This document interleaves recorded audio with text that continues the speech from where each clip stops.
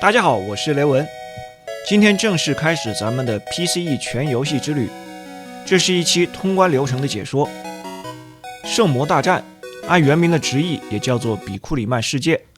PCE 主機有2款首發遊戲，這是其中的一款，和日版的主機在同一天發布。本作是一個換皮的移植版，原版游戲是韋斯顿比特開發，世嘉1987年發行的街机遊戲《神奇小子怪物世界》。世嘉擁有神奇小子的角色所有權，但遊戲的所有权歸屬於韋斯顿比特，因此哈德森拿到了游戏的所有權之後，就將角色進行了换皮。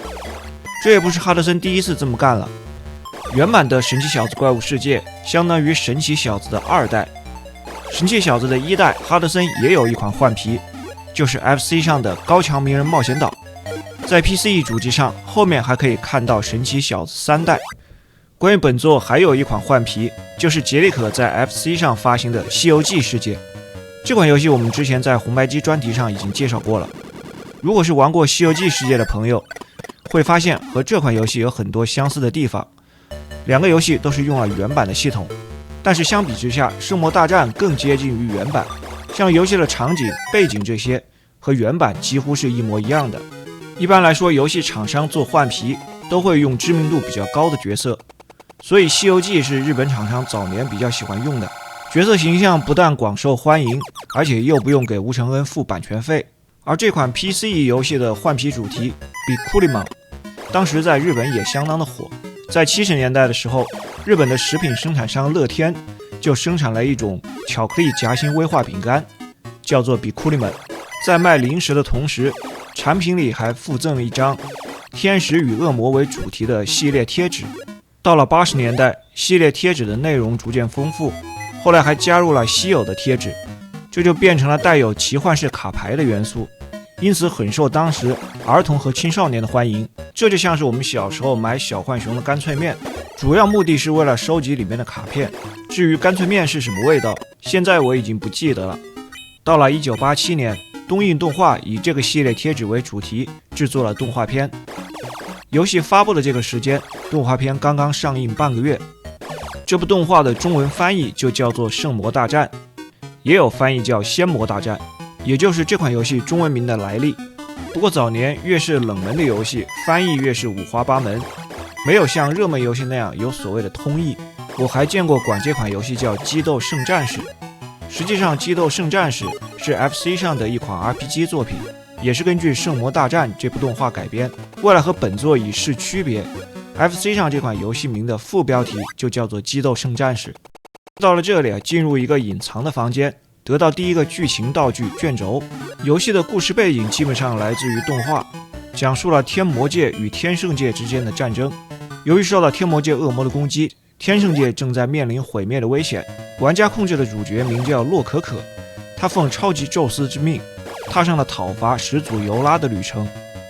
始祖尤拉也被稱為黑宙斯，現在打的這個 BOSS 叫超級惡魔，消滅他之後可以得到一把升級的武器。遊戲一開始的時候，主角除了身上的一塊遮羞布，什麼都沒有。和超級宙斯對話之後，會給主角提供一把初始的短劍和一瓶復活藥水。消滅剛才的 BOSS 之後，武器升級成了寬劍。在前面的裝備商店，我還買了一個盾牌。關於武器和裝備的系統，除了初始的武器是由超級宙斯提供，後面的武器升級都是擊敗 BOSS 獲得。防具包括了盾牌、鞋子和鎧甲，都需要花錢購買。剛在裝備店買了一雙80塊錢的皮靴，裝備店的店員是赫拉克勒斯。武器升級了之後，攻擊力会上升，還可以增加一點點的攻擊距離。防具的這個部分，盾牌主要用來抵擋遠程的攻擊，鞋子增加移動的速度，也能增加跳躍力。後面還會獲得盔甲，盔甲的作用是增加防禦力。進到這個門裡就是第2關的大 BOSS 撒旦瑪利亞，他在第1關也出現過。在這裡的攻擊方式變成了扔蘑菇，後面的關卡它還會以不同的形態出現。消滅每關的大 BOSS 之後，掉落钱和一把鑰匙，先撿地面上的錢，拿到鑰匙後會自動的彈出房間。鑰匙是解鎖下一關的道具，也是一次性的消耗品。画面的左邊呈現各種狀態，最上面的一行是分數，分數積累到一定的程度能增加生命值的上限。初始的生命值是5格愛心，到了3萬分會增加1個愛心，再往後是10萬、20萬、30萬、40萬。生命值下面的一個方框表示當前持有的金錢數量。獲得金錢的方式，一個是消灭雜兵，這些杂兵會反复的刷出來，只有第一次才有可能掉落金錢，後面如果重複刷的話，大概率是掉落分数道具。再就是擊敗 BOSS， 一次性獲得的錢會比較多。第3種是隱藏獎勵，在有隱藏的地點跳一下，對應的獎勵就會出現。錢除了用來購買裝備，在一些特定的場景還可以用來回復血量。現在的生命值還是滿的，暫時還不需要。這裡剛剛拿到了一個沙漏道具，每次拿到這個沙漏，畫面右下方的這個倒計時都會重置。在同一個場景裡，右下方沙漏的這個倒計時會一直的往下流，全部流到下面就表示這一次的倒計時結束，生命值會損失1個愛心。沙漏的上面是道具欄，現在有2個道具，藍色三角形的瓶子是一開始得到的復活藥水，另外一個是巨型道具卷軸。道具欄的上面現在顯示的是当前的武器，到後面如果獲得了魔法道具会显示魔法。进到这個紅色的門裡就是本關的 BOSS 戰。第3關的 BOSS 叫神奇瑪利亞，這個 BOSS 有2招，一個是快速的向前衝刺，還有一個就是像這樣跳起來往下砸。它還會根據主角的行動來做動作，就是我們常說的讀指令。這個遊戲裡面有很多的敵人，不光是 BOSS， 還有一些雜兵也都會讀指令。打敗這個 BOSS 之後沒有鑰匙的情況，過關就直接結算了。每次過關結算，剩餘的生命值都會折算成分數，但如果生命值消耗太多的話，血量並不會補滿，只會加1格愛心。第2棵的椰子樹這裡跳一下就有隱藏的金幣。遊戲裡所有掉落的像是錢袋、金幣，金額數量都是有一定的隨機性的，有隱藏的地點也很多。我在这個通關視頻裡面並沒有全部的都打出來，如果要拿到所有的隱藏，遊戲通關的時間就會更長了。現在是第4關，一共有11個關卡。幹掉這個紅色的螃蟹，掉了一雙帶翅膀的靴子。可以看到拿到靴子之後，它顯示在道具欄。所有敵人掉落的這些物品都屬於道具，它們都有時間限制，並不是可以一直持有的。帶翅膀鞋子的道具作用是跳起来之後按住跳躍鍵，可以在空中滑翔一段時間。進到了盔甲商店，150買一個騎士之鎧。從上一個場景過來的時候，時間超時了，所以扣了1格血。這個遊戲裡時間還是很緊張的，除了時間之外，錢也非常的緊張。如果按正常的流程來打，通常情況下錢是不夠用的。剛剛買了盔甲，現在在這個盾牌商店就沒有錢升級盾牌了。盾牌商店旁邊的窗戶是一個隱藏入口，進來之後找女武神，可以看到巨型道具已經變成了一個笛子。遊戲裡的巨型道具更像是一種收集品，如果錯過了這些隱藏，並不影響遊戲通關，但每次拿到新的巨型道具都會替換掉舊的，只有收集了全部的巨型道具，才能獲得最後一關用的終極道具。本關的 BOSS 魔像尼祿，這個 BOSS 就只有一種攻擊方式，打他的套路也很簡單，攻擊的時候稍微離他遠一點，避免被他的身體撞到。這裡比較棘手的是倒計時，如果打得太慢，時間是不夠用的。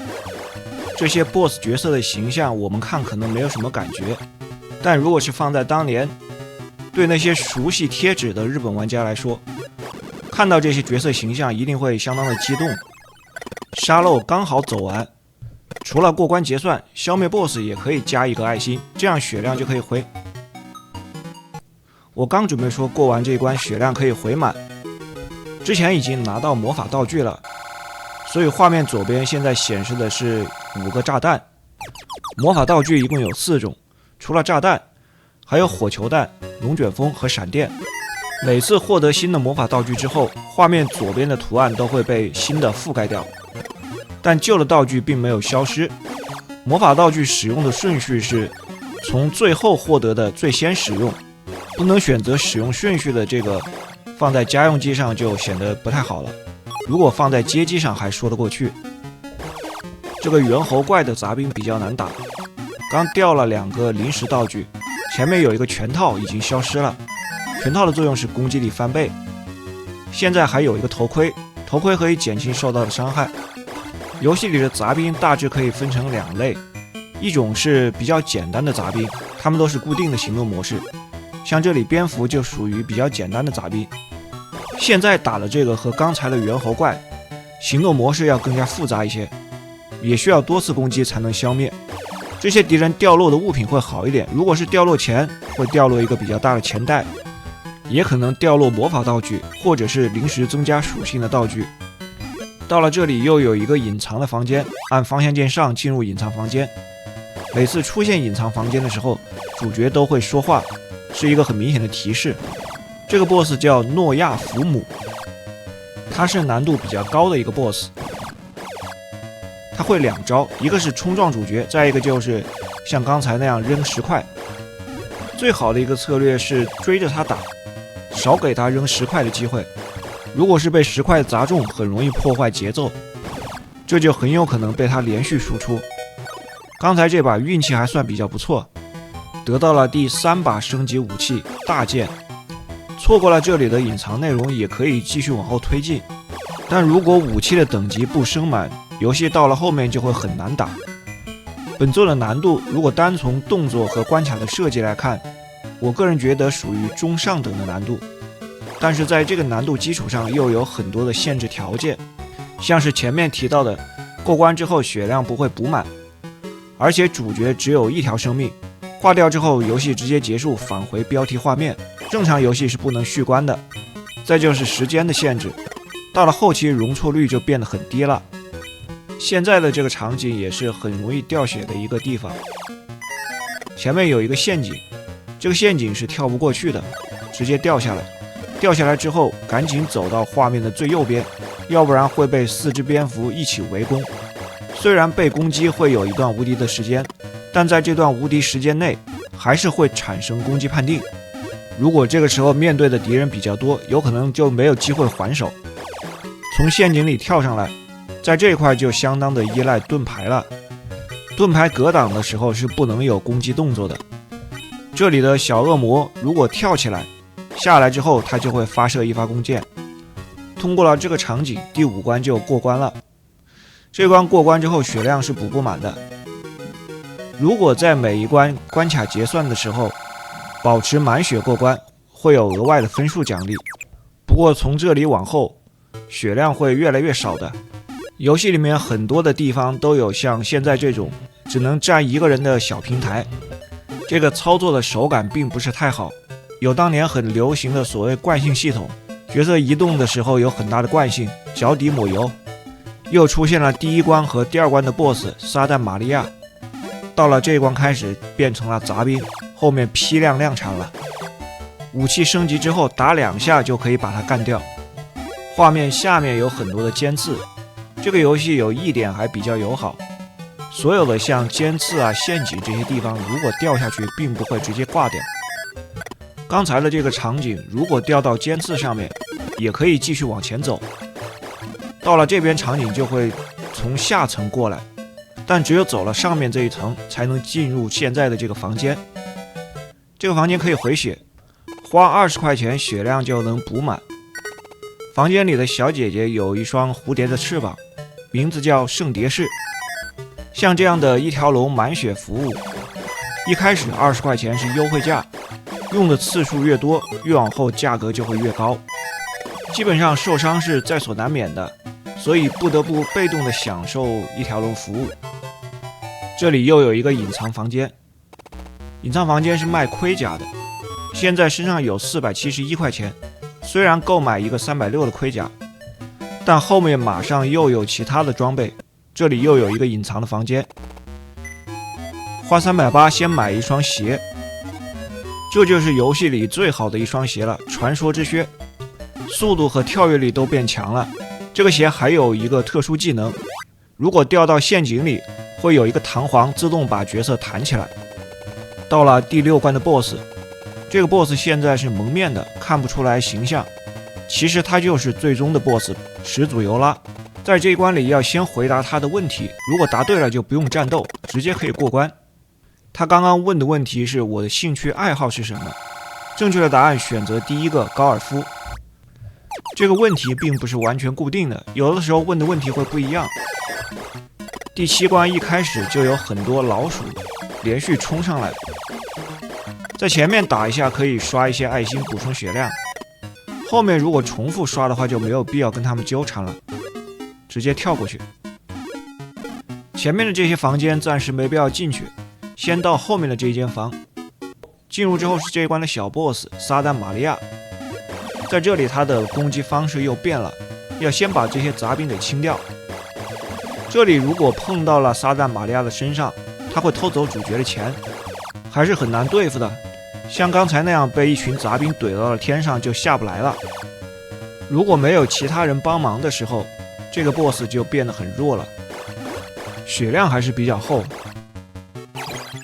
剛被這個 boss 追着，情急之下放了一個閃電，使用魔法的方法是按方向鍵下，擊敗他拿到了第4把升級武器，一出門就被圍攻了。不過這裡還好，後面還有小姐姐的一條龍服務。在最前面的這個房間和超級宙斯對話，和他說完話往回走，這裡才會出現一個上下移動的平台。進入小姐姐的房間，血量已經不多了，趕緊花20塊錢回一波血。出去之後，從剛才上下移動的平台往上走。現在主角用的裝備，盾和盔甲是比較差，但鞋子已經是最強的了。在遊戲裡面，我個人覺得3個類型的裝備重要性來說，鞋子是最重要的，它和操作直接相關聯。其次是盔甲，最不重要的應該算是盾牌。也不是說盾牌就沒有用，但用到盾牌的地方相对来說還是比較少。這一段在雲上面走，基本上有雲的地方都有隱藏的金錢。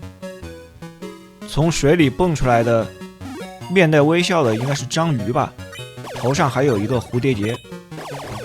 螃蟹會吐泡泡，泡泡算是遠程攻擊，可以用盾牌擋掉。這裡攻擊動作沒有結束，所以被泡泡打中了，連續獲得了幾個魔法道具，掉了一個大的愛心，血量就能全部補滿了。像是這種連續出現幾個高級一點的雜兵，並不是很好對付。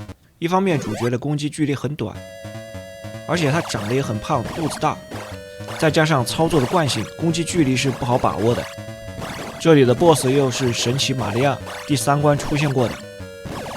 在這個地方出現，他的攻擊習慣更喜歡跳了，能看得出來比之前更難對付，反應要快很多。遊戲裡的這些 BOSS 角色圖形都很大，但身体大部分都是不會動的，攻擊的方式一般也是撞擊，再就是結合一些遠程的攻擊，像是發射火球啊这些。像這種 BOSS 做換皮就比較容易，打完这個 BOSS 鑰匙已經到手了，這時如果往左走，直接就可以過關。在身上有巨型道具笛子的情況下，往右走，爬上這個梯子，吹響笛子能夠開啟後面隱藏的場景。如果前面沒有拿到笛子，是進入不了這個場景的。後面這段城堡裡隱藏場景的作用，也是拿一個新的劇情道具。除了幾個 BOSS， 還有主角的形象，像是現在看到的蛇，還有前面的螃蟹，這些動物角色都是原版神奇小子怪物世界裡的角色。這裡有2個灰色的幽靈，這2個灰色的幽靈是很難打的，要打幾十下才能把它消滅。神奇瑪利亞又出現了，不過在這裡是第3關時候的一個版本。跳上台階，來到上面的窗戶，進入隱藏的房間。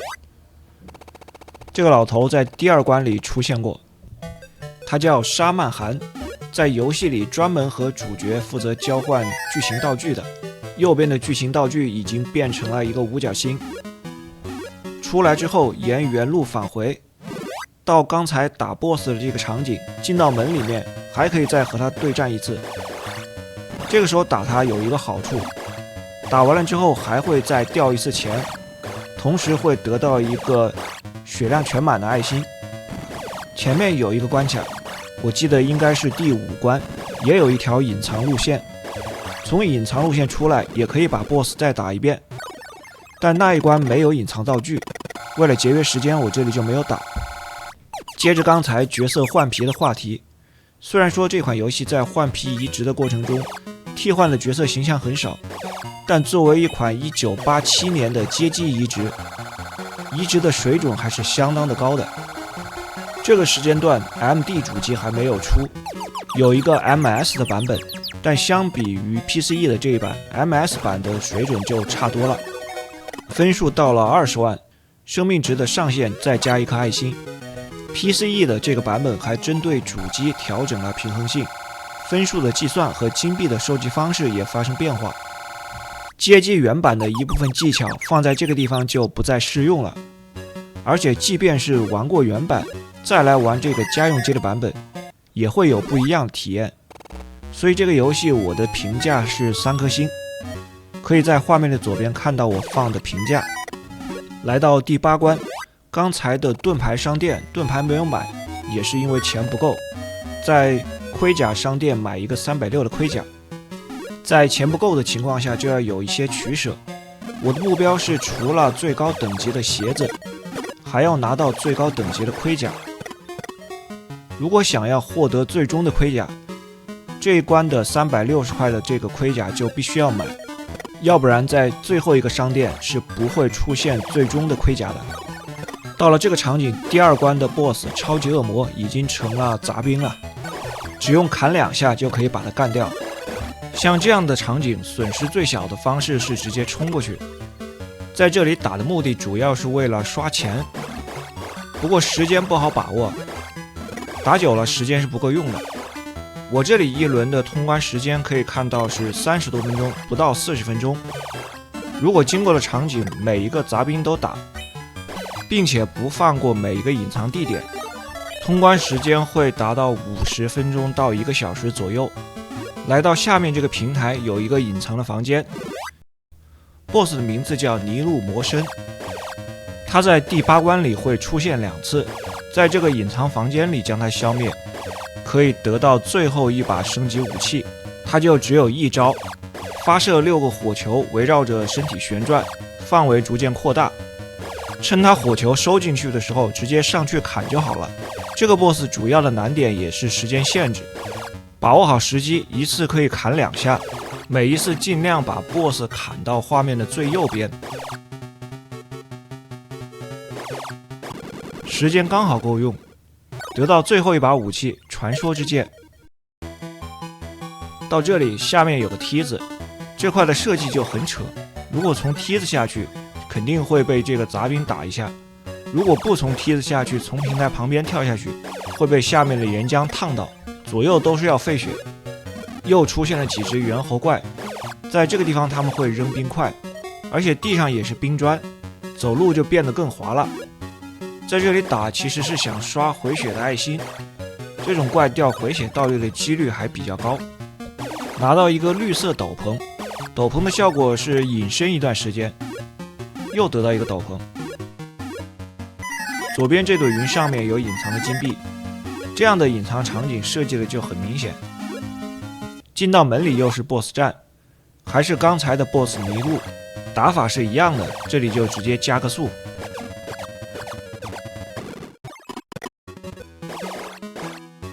在最後要過關的地方放一個雜兵來惡心人。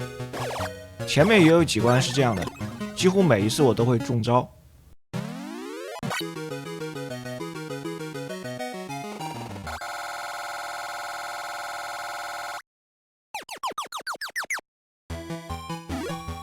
第9關，這關平台跳躍就非常考驗操作了，剛放一個閃電魔法直接秒掉。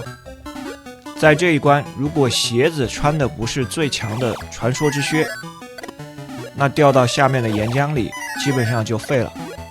在有最強鞋子的情況下，掉下去雖然會受傷，但有一個彈簧會把角色再彈起來。切換到這一關第2部分的場景，從右邊一出來，主角會被往前扔，這個時候要按一下反方向鍵，要不然就會滑到岩漿裡。現在打撒旦瑪利亞一刀一個了。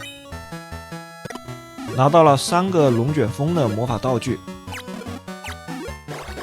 剛才扔龍捲風的操作是我的手柄十字键串键。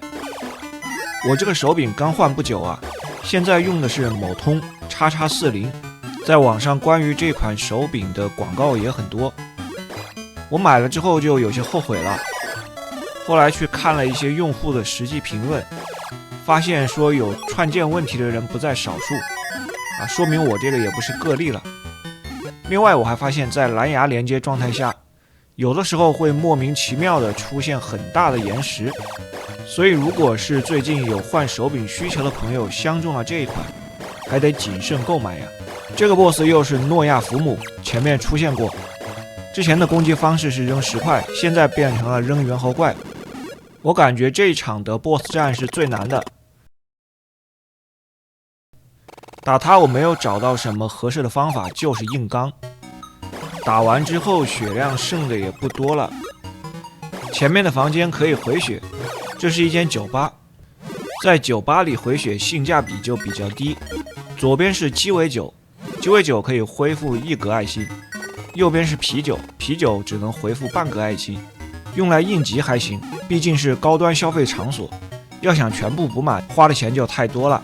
這裡的路走到頭了，要從水面進入到水底，下來以後来到左邊帶有問號的房间，进來不是找這個小姐姐買東西的，從這個房間裡進去再退出，連續2次，第3次再進入房間的時候就變成了和超级宙斯对話。這裡他會給新的劇情道具，將之前的星之項鏈替換成陰之紋章。剛才的商店可以升級盾牌，但如果在這裡花了錢，後面最終的盔甲有可能錢就不夠了。連續的幾只章魚，這塊直接衝過去損失是最小的，但在這段場景不管速度多快，只要前面拿了剧情道具，時間肯定是不夠的。下面這段场景难度也比较大，又碰到前面第5關扔石頭的 BOSS， 他扔出的石頭在反彈變成小塊之後也有傷害的判定。我的策略是直接拼血衝過去，但血量太少了不夠用，還有最後半格血被2個撒旦瑪利亞圍攻，終於是扛不住了。這樣的話復活藥水保不住了，消耗復活藥水能加5格愛心。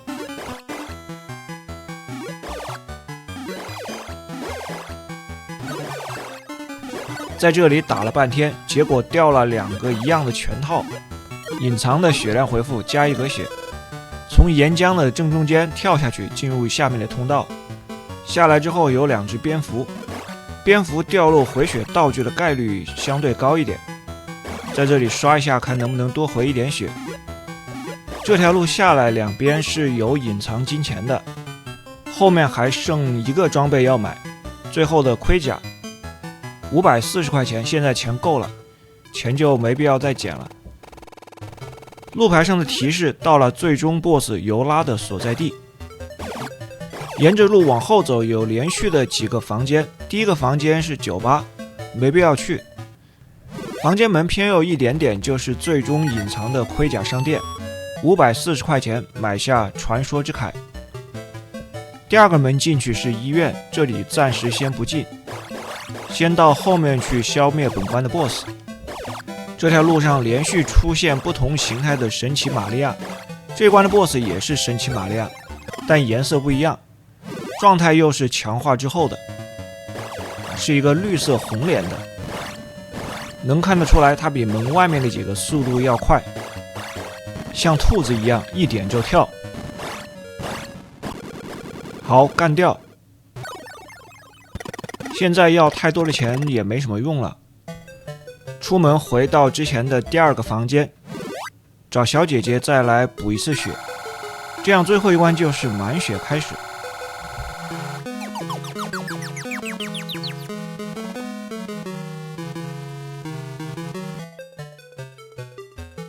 過關之前進入最後一個房間，在這裡兌換最終的劇情道具。又是叫沙曼寒的老頭，最終道具在2個裡面2選1。第一個選項是鈴鐺，因為最後一關是迷宮場景，用鈴鐺道具能在迷宮场景裡面引路。第2個選項就是我選擇的紅寶石，紅寶石的作用是在面对最終 BOSS 的时候能削弱 BOSS 的力量。分數超過了30萬，生命值上限再加1顆愛心，還差1顆愛心到達最大生命上限。最後一關打到40萬分是很容易的。又是撒旦瑪利亞，這款游戲的 BOSS 數量還是偏少，總共11個關卡，就那麼幾個 BOSS 來回來去。這裡的岔路走下邊。最後一關的這個迷宮只有一條正確的路線，如果是不按正確路線走，會在幾個場景之間反覆的循環。扔幾個炸彈，在面對最終 BOSS 的時候，魔法道具用處不大，這裡也沒必要省了。拿到了一個復活藥水，最後一關掉復活藥水的概率還是很大的。又是岔路走下邊。復活药水只能拿1個，在身上已經有1瓶藥水的前提下，不會再出現第2瓶藥水。這裡往右，下來之後再往左。其實最後一關除了帶有迷宮的屬性，戰鬥難度沒有前一關大，難度最大的是第10關，而且在這些迷宮場景之間切換，时間沙漏也会重置。又遇到了灰色的幽靈，这个幽靈是所有的雜兵包括 BOSS 裡面皮最厚的，但是它的分數也很高，打掉一個可以得3萬分。剛才的岔路下來之後趕緊往右，在這裡再下來，第一個出口再趕緊往右，如果自由落體掉下去會回到之前的場景。打掉一個灰色幽靈，分數從37萬直接變成了40萬，這樣最大生命值就全部加滿了。第4關出現過的 BOSS 魔像尼祿，第4關和第8關的 BOSS 都叫尼祿，但一個是叫魔像，一個是魔身。這些骷髏劍士也很喜歡跳。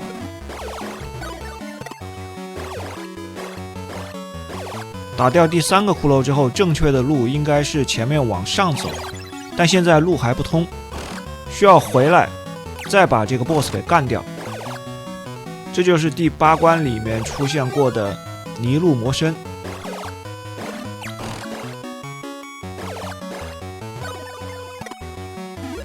幹掉它之後，再回到剛才的地方，這時就多了一個向上的平台。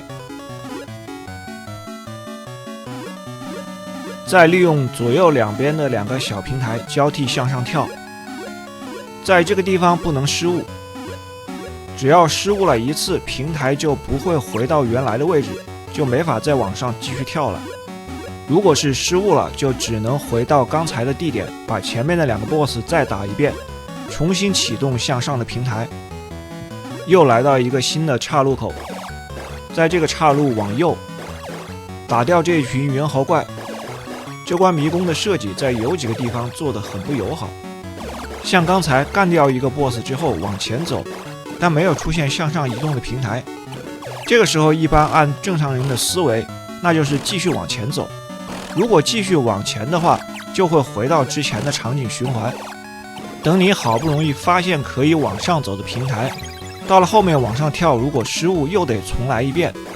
現在這個地方也很坑，這裡把3條蛇都給消滅，然後才會出現這個移動平台，從移動平台跳到上面的岔路。如果是沒有等平台出現，直接走到了下面，就不能原路返回，再選擇上面一條路了。這個時候只能重新再循環一遍。這幾個 BOSS 一個個的都是勞模啊！剛剛想趁着全套還在的時候攻擊力翻倍，快一點把這個 BOSS 解決掉。全套的持續時間很短。後面又是岔路，接着往下走，下來之後左右兩邊有幾隻蝙蝠，掉落的物品能撿就撿，撿不到就趕緊離開。接着從左邊跳下去，又會遇到一群蝙蝠。這裡可以刷一下看有沒有回血的愛心。下來之後再往左，這是最後一條岔路了，沒必要糾纏，直接衝過去。背景變了，這是通往最終 BOSS 的一條路，場景也要體現一下最終 BOSS 決戰前的儀式感。